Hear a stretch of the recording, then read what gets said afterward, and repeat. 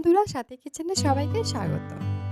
এই শীতের দিনে কার না পিঠা খেতে ভালো লাগে। তাই বন্ধুরা, আমি একটা পিঠার রেসিপি নিয়ে এসেছি। আমি আজকে তৈরি করে দেখাবো চিতই পিঠা। গ্যাসের চুলায় কিভাবে সুন্দর এই চিতই পিঠা তৈরি করা যায় তাই দেখাবো। বন্ধুরা, পিঠাগুলো যেমন দেখতে সুন্দর ও ফুলকো হয়েছে, তেমনি খেতেও মজা হয়েছে। তাহলে শুরু করা যাক। চিতই পিঠার জন্য আগে আমি ব্যাটার তৈরি করে নিব।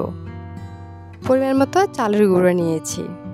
চালের গুঁড়োর ভিতরে এখন আমি ফুটন্ত গরম পানি দিয়ে অল্প কিছু চালের গুঁড়াকে আমি প্রথমে একটু কাই করে নিলাম।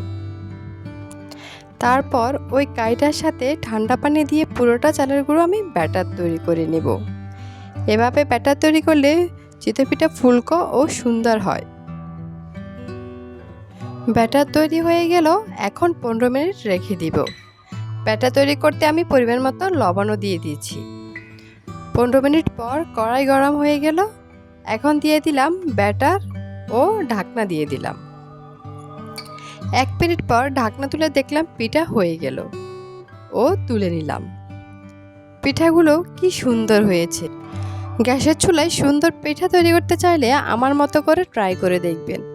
এরকম নতুন নতুন রেসিপি পেতে চাইলে আমার চ্যানেলটি সাবস্ক্রাইব করে বেল বাটন অন করে দিবেন ও লাইক শেয়ার কমেন্টস করবেন।